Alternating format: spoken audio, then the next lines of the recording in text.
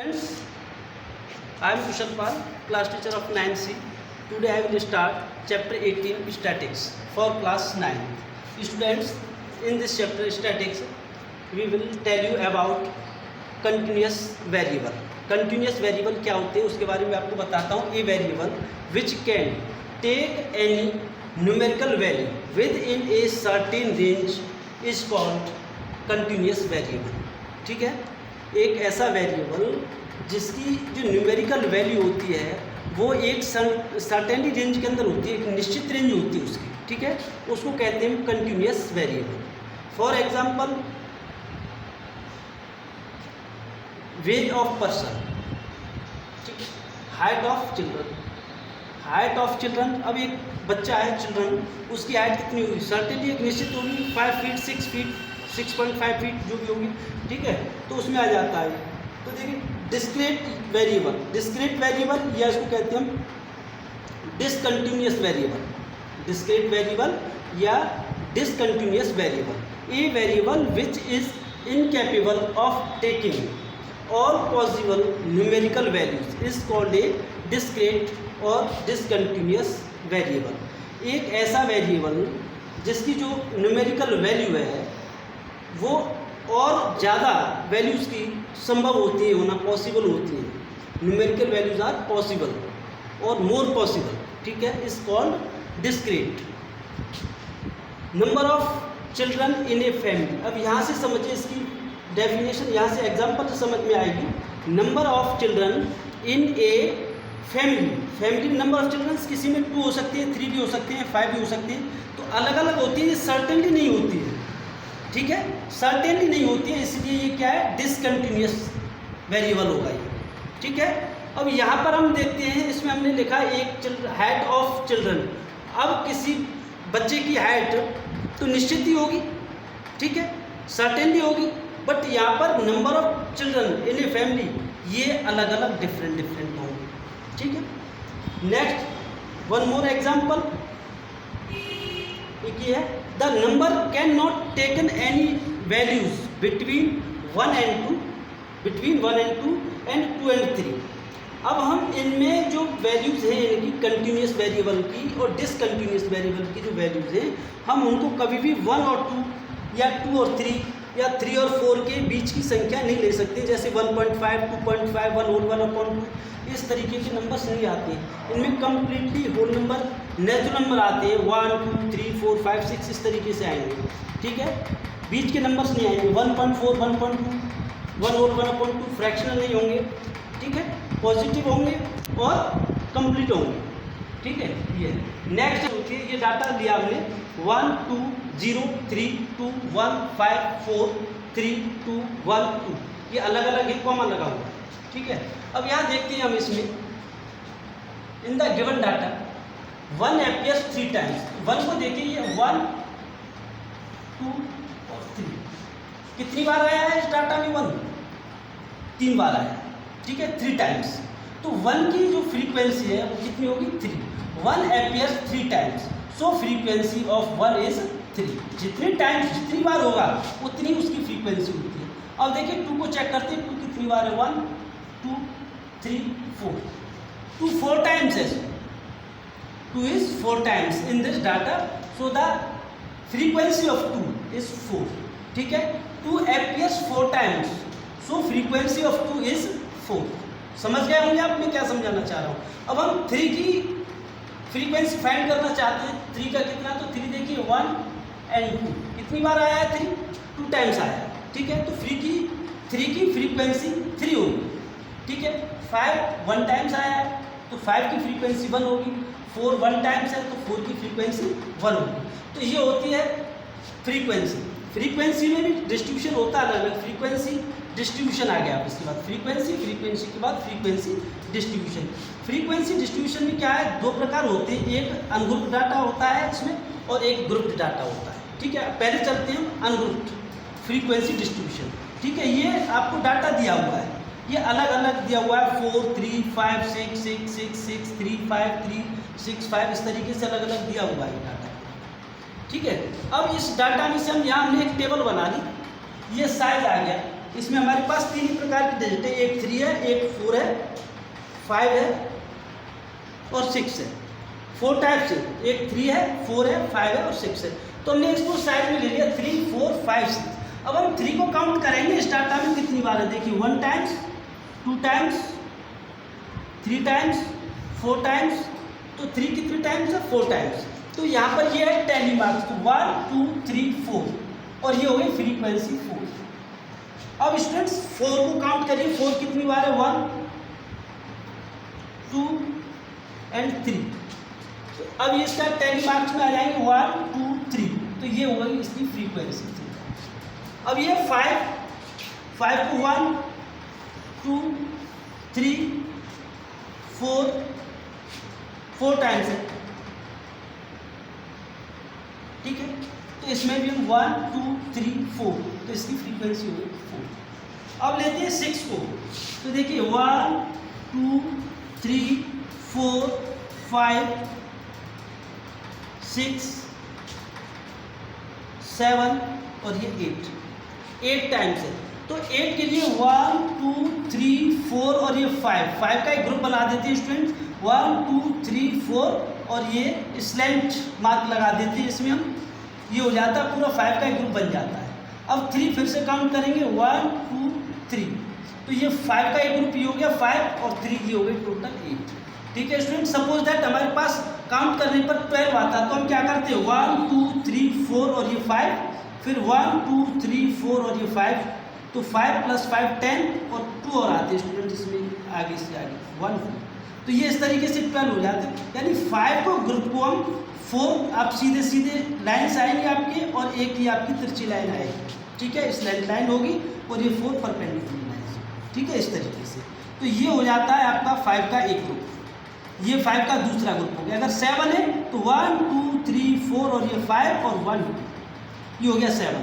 12 है तो 5 का एक ग्रुप बनेगा, फिर दूसरा बनेगा, फिर 2 और आएगा, ठीक है, समझ गए इस तरीके से।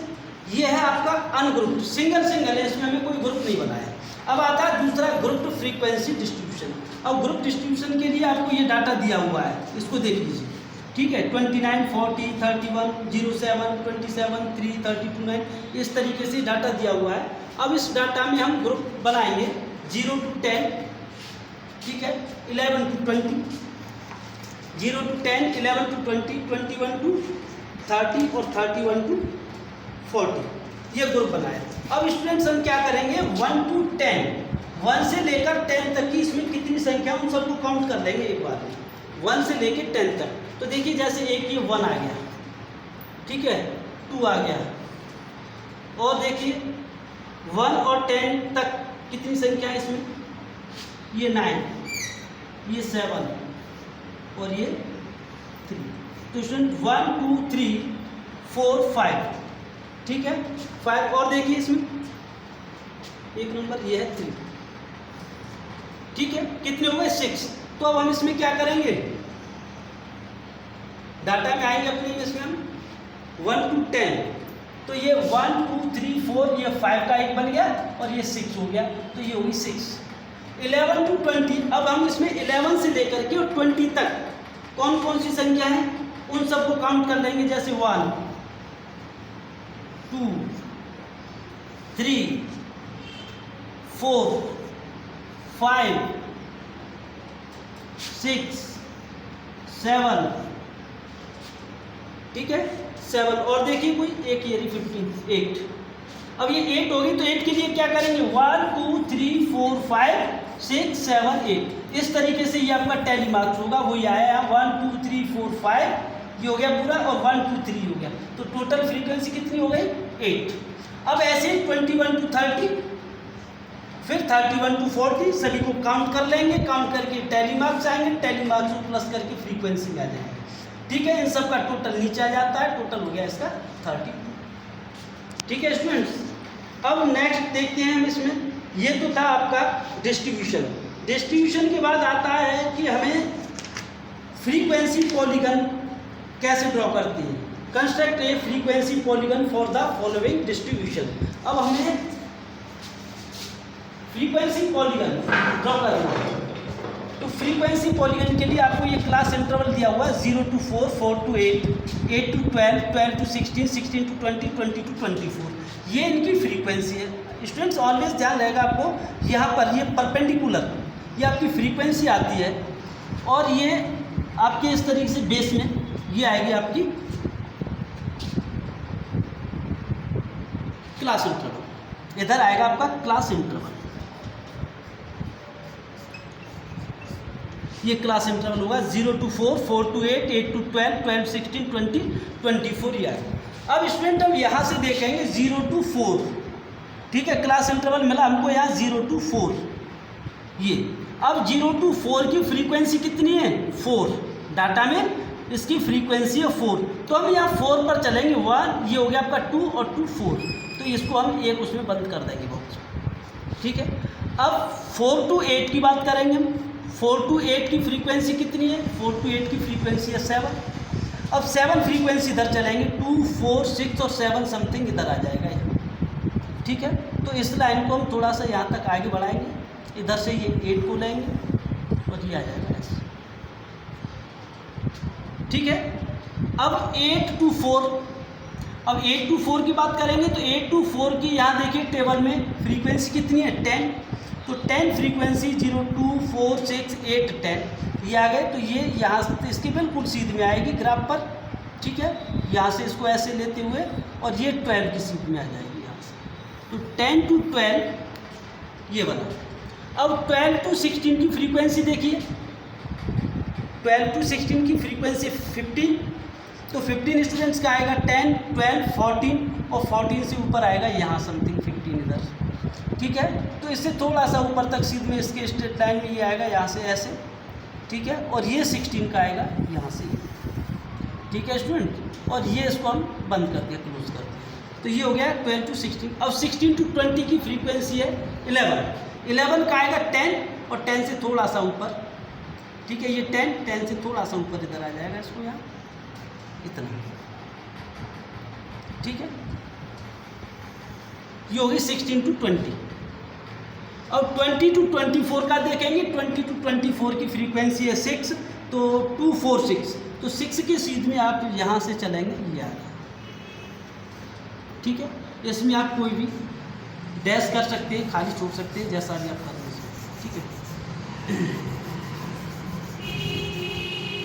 ये है फ्रीक्वेंसी पॉलीगन। अब इसमें होता है हिस्टोग्राम, ठीक है।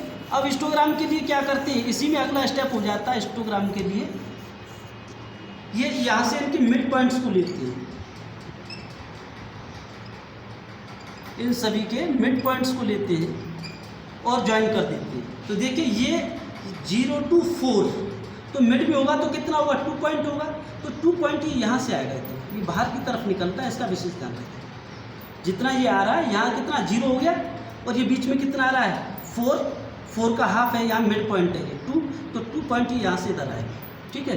तो ये अब इनको हम स्केल से सीधे सीधे ज्वाइन कर देते हैं इस तरीके से, ठीक है।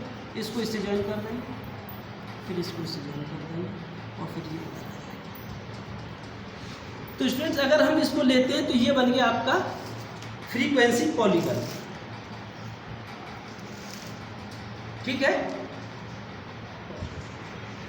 देखिए ये है टेबल, ये आपका क्लास इंटरवल दिया हुआ है 10 to 30, 30 to 50, 50 to 70, 70 to 90, 90 to 110, 110 to 130 and 130 to 150, और ये फ्रीक्वेंसी है 4, 7, 5, 9, 5, 6, 4, ठीक है।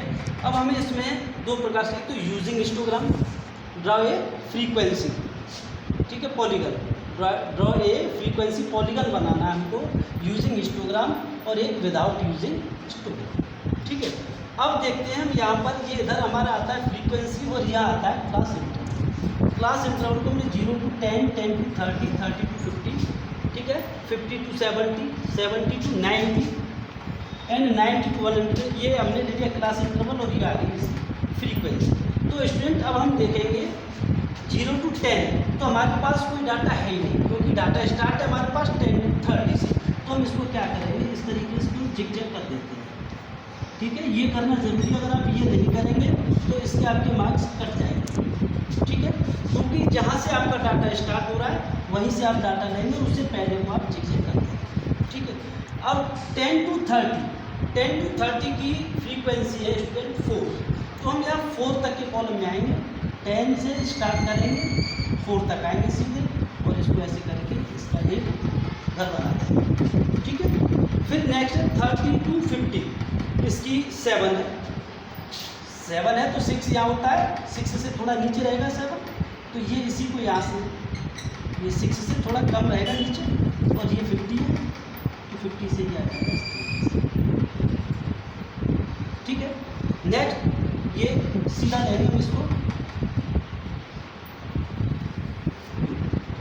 50 to 70 की फ्रीक्वेंसी है 5। ठीक है, तो 5 का आएगा 4 और 6 के मिड में, तो 4 और 5 के 6 के मिड में समथिंग ये यहाँ आ जाए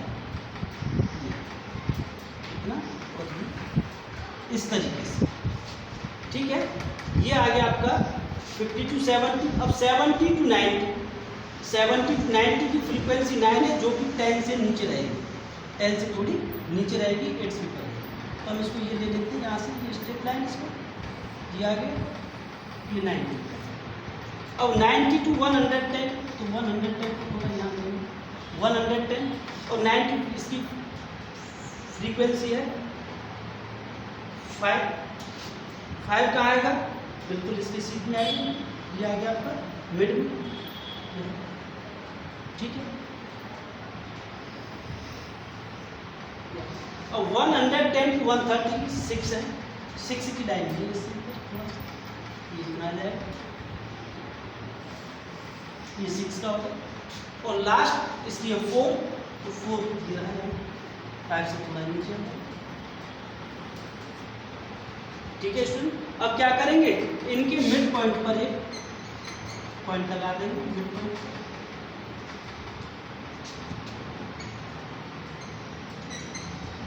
ठीक है, अब मिड पॉइंट को यहाँ से देखिए आप, ये 10 का डिफरेंस है।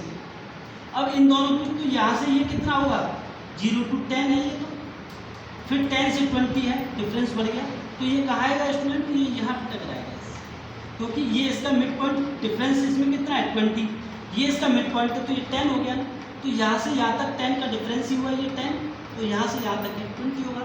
ठीक है, ये इसको मैच करेगा, फिर इसको इससे मीट करेंगे। ठीक है, फिर इसको इसके साथ करेंगे, फिर इसको इसके साथ, फिर ये इस तरीके से, फिर ये ऐसे मिलेगा इसके साथ, फिर ये ऐसे, और फिर ये इसके साथ, ये मिड में है 10 20। तो इस तरीके से स्टूडेंट ये बनेगा आपका यूजिंग हिस्टोग्राम। ठीक है, फ्रीक्वेंसी पॉलीगन है यूजिंग हिस्टोग्राम। ठीक है, आगे कराएंगे अभी frequency polygon without using histogram. ठीक है, अब विदाउट यूजिंग हिस्टोग्राम के लिए हम क्या करते हैं, देखिए यहाँ ये दूसरे इस टेबल पर, इसी टेबल को मैंने इस तरीके से बना दिया परपेंडिकुलर। ठीक है, ये हो गया आपका CI 10 30 30 to 50 50 से, जो कि आपको पहले टेबल में दिया हुआ है। ये है इसकी फ्रीक्वेंसी जो कि आपको क्वेश्चन में दी गई है। अब स्टूडेंट्स हम क्या करते हैं, इसके लिए हम एक क्लास मार्क निकालते हैं। क्लास मार्क क्या होता है, ये होती है हमारी लोअर लिमिट, और स्टूडेंट ये होती है हमारी अपर लिमिट। ठीक है, तो ये होता है lower limit plus upper limit upon 2, means 1/2 into 10 + 30। ये lower limit plus upper limit दोनों को प्लस कर दिया और 2 से डिवाइड कर दिया। 30 + 10 40, 40/20। नेक्स्ट 50 + 30 80 हो गया, 80/2 40 हो गया। तो स्टूडेंट देखिए, अब यहाँ से आगे ये आ गया 50 + 70 120/2 60। डिफरेंस कितना आ रहा है इन दोनों के बीच में 20। तो अब मीन समझ जाइए, अब हर किसी में 20 का डिफरेंस आएगा, ये डिफरेंस सेम आता है। तो 60 80 100 120 और 40 सभी में 20 का डिफरेंस कर दिया। ठीक है, बार बार इसको करने की ज़रूरत नहीं है, 1 2 3 में आपने निकाला, चेक करिए डिफरेंस कितना आ रहा है और वही डिफरेंस आएगा। और ये डिफरेंस ये आएगा जो क्लास इंटरवल में जो आपका डिफरेंस है वही डिफरेंस इनमें आएगा। यहाँ क्लास इंटरवल में डिफरेंस कितना है 10 to 30, कितने का डिफरेंस है 20 का, तो 20 का ही डिफरेंस इधर आएगा आपका। यहाँ डिफरेंस कितना है 20, तो इसमें भी 20। इधर जितना डिफरेंस होगा उतना उतना डिफरेंस इधर लेना। आप कहीं मिस्टेक तो नहीं कर रहे, इसलिए आपको ये कम से कम 3 बार चेक करना होगा, सॉल्व करना पड़ेगा। ठीक है, कोई मिस्टेक तो नहीं हुई, केवल ये चीज़ करनी है। अब यहाँ पर आपका आया ये 24, 47। अब हम इनके बना देते हैं पेयर्स। 20 का पेयर 4 के साथ, 40 का 7 के साथ, 60 का 5 के साथ, 80 का 9 के साथ। ठीक है, 80 का 9 और 100 का 5 के साथ, 126, 144। अब स्टूडेंट हम यहाँ पर फिर एक ऐसा ही चार्ट बनाते हैं जैसे हमने इधर बनाया है ये। ठीक है, तो देखिए मैं इधर आपके लिए एक ऐसा ही चार्ट बनाता हूँ और फिर आप इसको समझाइए ध्यान से। ठीक है, चलिए तो आप मुझे बताएंगे ये आती है आपकी फ्रीक्वेंसी और इधर आता है आपका ये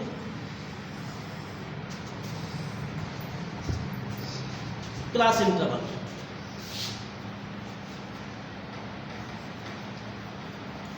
ठीक है, और ये आएगा इधर क्लास इंटरवल। ठीक है स्टूडेंट, अब यहाँ पर हम वही मानक ले लेंगे जैसे हमने पिछली बार ली थी। ये तो होता है यहाँ 0, यहाँ ले लेते हैं हम 2, ये 4, ये 6, ये 8 और ये ले लेते हैं 10। ठीक है, अब यहाँ भी सेम वैसे ही चलेगा। ये कॉलम यहाँ से 10 आगे इधर जिगजैग रहेगा ये। ठीक है, इतना 10 और 10 to 30 and 30 to 50, 50 to 70, 70 to 90 और 90 to 110, फिर 130 एंड फिर लास्ट में 150। अब इसमें ये होती है हमारी ये पहला पेज जो हमने 20 और 4 का। ठीक है, 20 एंड 4, तो ये फर्स्ट पार्ट है आपका 20 चला जाएगा आपका यहाँ इधर हॉरिजॉन्टल लाइन पर, और ये जो दूसरा नंबर पे जो डिजिट है आपकी 4, ये चली जाएगी आपकी परपेंडिकुलर। ठीक है, तो 20 कहाँ पर आएगा ये देखिए, ये है आपका यहाँ 30 से समथिंग अगर ग्राफ होता तो एक्चुअल पोजीशन पता होती, तो ये हम 20 वाली जगह पर यहाँ आएंगे इधर, और 4 कहाँ चला जाएगा, 1 2 3 4 ही आएगा। तो स्टूडेंट हम यहाँ से सीधे परपेंडिकुलर चलते हैं और यहाँ से भी ये स्टैंडर्ड फॉर्म में आएंगे, तो यहाँ पर एक पॉइंट आ जाएगा जहाँ ये दोनों इधर से 4 का कॉलम मिलेगा और इधर से 20 का कॉलम मिलेगा। यहाँ पर आ जाएगा एक पॉइंट। हम ये लाइनें नहीं खींचेंगे, ये ध्यान रखिएगा, क्योंकि ये मुझे इसलिए खींचनी पड़ रही है एकदम सीध में लेने के लिए। अगर आप इसी चीज़ को ग्राफ पर करेंगे तो ग्राफ में लाइन ऑलरेडी दी होती है, बस आपको लाइन पर सीधे चलना है। तो ये आ गया आपका 24। नेक्स्ट पेयर है आपका 47। तो 40 कहाँ चलेंगे स्टूडेंट, ये आपका क्या है 50, ये 30 के मिड में आएगा, 40 यहाँ जाएगा। और 7 कहाँ आ रहा है स्टूडेंट, 6 और 8 के यहाँ, तो यहाँ से ये लाइन सीधी आएगी और इधर से ये लाइन सीधी आएगी। तो स्टूडेंट जहाँ ये दोनों लाइनें मीट करेंगी वहाँ पर होगा आपका 40 और 7। ये हो गया 24 और ये हो गया आपका 40 और 7। ठीक है, देख लीजिए। अब है नेक्स्ट पेयर है 60 एंड 5 का। तो 60 स्टूडेंट का आएगा, इससे पहले आएगा इन दोनों के मिडिल, और 5 इन दोनों के बीच में आएगा। तो जहाँ भी ये पेयर दोनों का मिलेगा ये हो गया आपका 60 एंड 5। ठीक है, 65। अब ये 80 एंड 9। 80 कहाँ आएगा आपका 70, 90, 90 से पहले 80 आ जाएगा, ये इधर से 80 चलेगा, और 9 10 से नीचे रहेगा। तो ये कहाँ मिलाएंगे दोनों, इधर से ये आएगा और इधर से यहाँ से ये आएगा, तो समथिंग ये यहाँ मीट करेंगे। तो ये आ गया 90 एंड 9, 90 नहीं 80 एंड 9। ठीक है, 80 और 9। अब 100 एंड 5।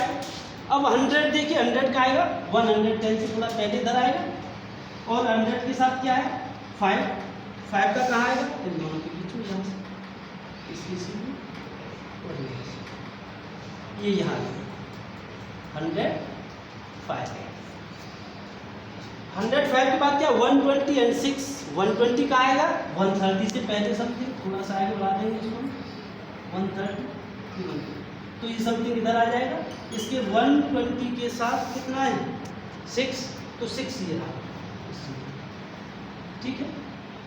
तो ये यहाँ आ जाएगा, ऐसे थोड़ा ऊपर लाइन में खींचेंगे, ठीक है, इधर से भी आ जाएगा, जो हो गया 120 एंड 6। अब लास्ट रह गया आपका 140 एंड 4। तो 140 समथिंग आपका कहाँ आएगा, 150 से थोड़ा पहले आएगा, यहाँ आ जाएगा, और इसके साथ कितना है 4, तो 4 की फ्रीक्वेंसी इधर है, ठीक है, तो ये यहाँ आ जाएगा 140। तो इसमें एक बार मैं फिर से रिपीट करता हूँ, यहाँ तक हमें ये चीज़ें यहाँ हमने की। तो इसके लिए क्या करते हैं हम कि ये टेबल लेते हैं, ठीक है, ये आ गया आपका क्लास इंटरवल, ठीक है, ये क्लास मार्क और ये हो गई फ्रीक्वेंसी। तो हम क्लास मार्क बनाते हैं, पहले फाइंड करते हैं lower limit plus upper limit, दोनों को प्लस करते हैं और 2 से डिवाइड कर देते हैं, यानी दोनों का एवरेज निकाल देते हैं। इन दोनों का एवरेज भी फिर इनका सबका एवरेज निकालते हैं, तो ये एवरेज आता है यहाँ पर, लोअर लिमिट और अपर लिमिट का एवरेज आ जाता है, ठीक है। 1 या 2 3 का एवरेज निकाल लीजिए, फिर जितना डिफरेंस इन दोनों के बीच में क्लास इंटरवल में है उतना ही डिफरेंस इनके बीच में यहाँ आता है, ठीक है। फ्रीक्वेंसी आपको ऑलरेडी क्वेश्चन में दी होती है। अब ये class mark frequency, class mark frequency, class mark frequency के ये हम इस प्रकार से पेयर बना लेते हैं, कोऑर्डिनेट पेयर कहते हैं, ठीक है। तो ये पेयर बना लिया हमने यहाँ पर, class mark frequency, class mark frequency, class mark.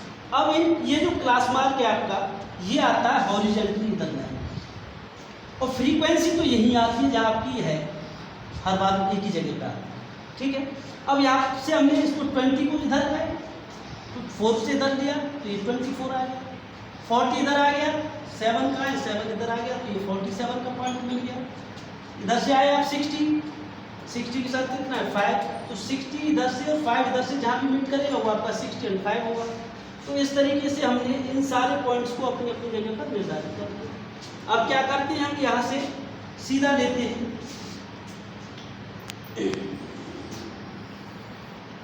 इनको मीट कर देंगे,